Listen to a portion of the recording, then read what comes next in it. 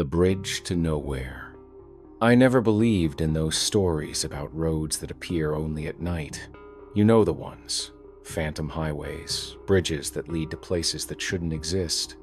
Urban legends for people who spend too much time on the internet. But I'm telling you this now because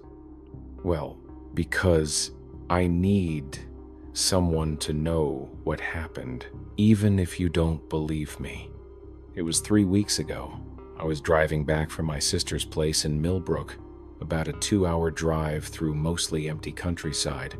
Nothing unusual about the trip. I'd made it dozens of times before. Had my coffee in the cup holder, half cold by then. Classic rock playing low on the radio. The fog started around 11:30. Thick, the kind that makes your headlights useless. I slowed down, gripping the steering wheel tighter.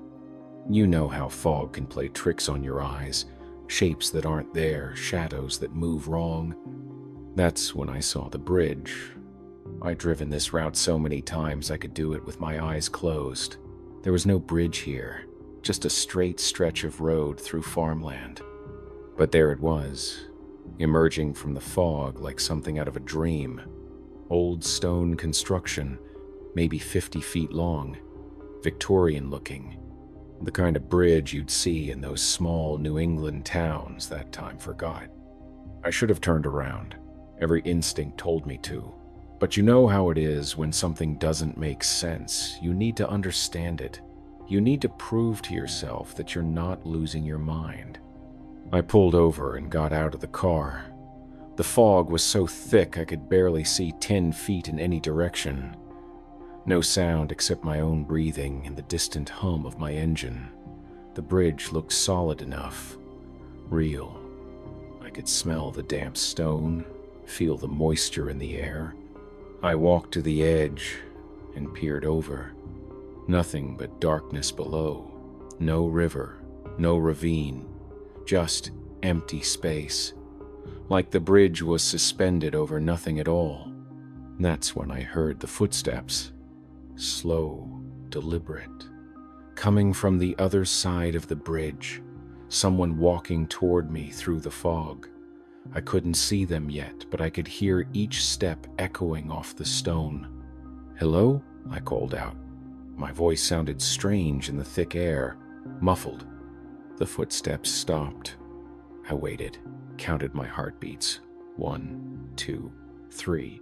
The fog shifted slightly, and for just a moment, I thought I saw a figure standing at the far end of the bridge, tall, motionless, watching me. Then the footsteps started again, faster this time. I backed away from the bridge, but something made me look over my shoulder. My car was gone. The road behind me had vanished into the fog. There was nowhere to go except forward. The footsteps were getting closer. I could hear them clearly now.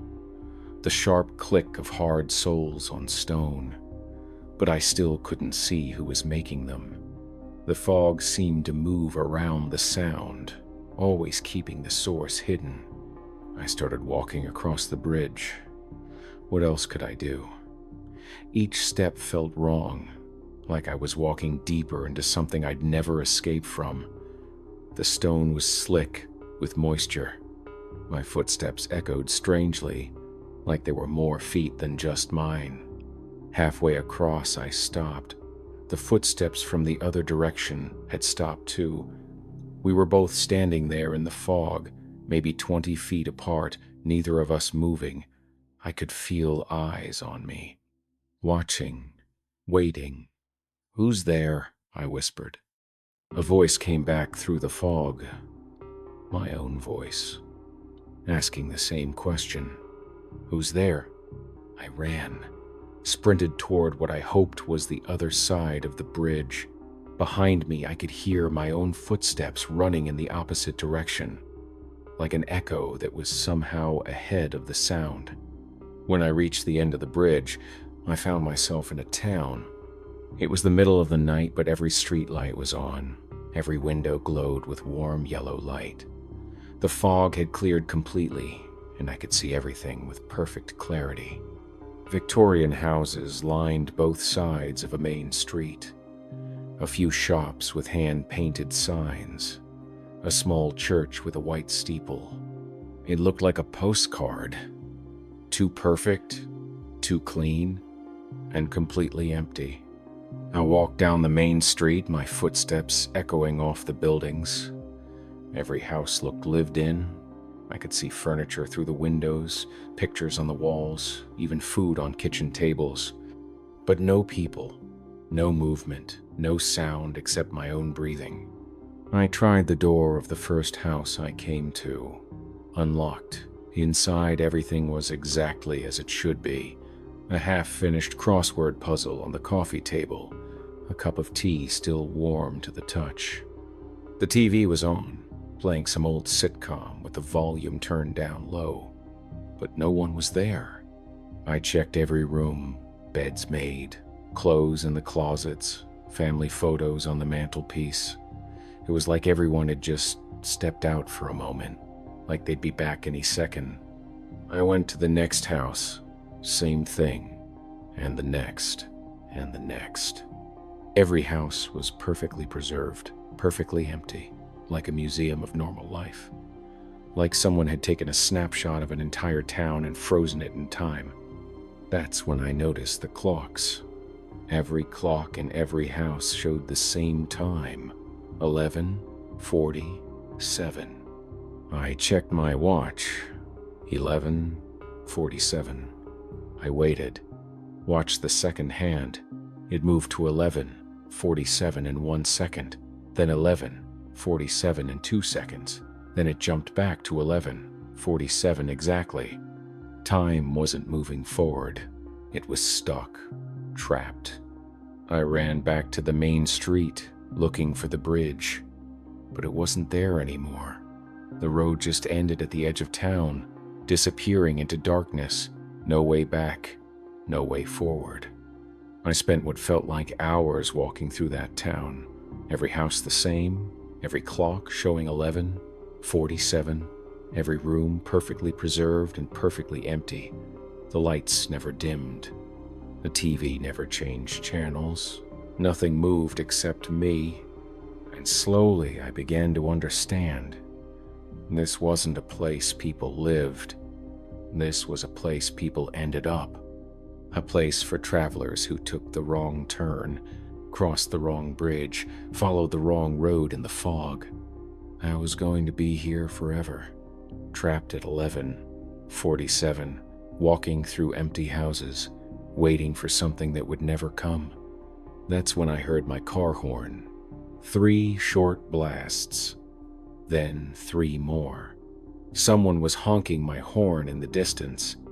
I ran toward the sound, through the empty streets, past the perfect houses with their warm yellow lights. I found my car at the edge of town, engine running, headlights cutting through the returning fog. The driver's door was open, no one inside. I didn't hesitate. I jumped in and drove, straight into the fog, not caring where I was going, just needing to get away from that place. The speedometer said I was doing 60, but it felt like I was barely moving. The fog pressed against the windows like something alive. When it finally cleared, I was back on the highway. The familiar stretch of road I'd driven 100 times before. My coffee was still in the cup holder, still half cold. The radio was still playing the same song. I checked my watch. 11:52. 5 minutes. I'd been gone for what felt like hours, but only 5 minutes had passed.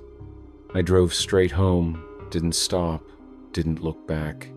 When I got there, I sat in my driveway for 20 minutes, just breathing, just being grateful to be somewhere real.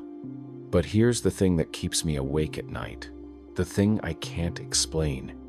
When I got inside and checked my phone, I had 3 missed calls, all from my own number, all made at 11:47. I never called myself. I was in that town when those calls were made. But somehow, something using my phone, my voice, had been trying to reach me. The voicemails are all the same. Just my own voice, whispering the same thing over and over. Don't come back to the bridge. Don't come back to the bridge. Don't come back to the bridge. I deleted them, but they keep coming back. Every night at 11:47, my phone rings, my own number calling, my own voice warning me about a bridge I never want to see again. And sometimes, when the fog is really thick, I swear I can see it in my rearview mirror. That stone bridge, waiting in the distance, waiting for the next traveler who takes the wrong turn. I don't drive at night anymore.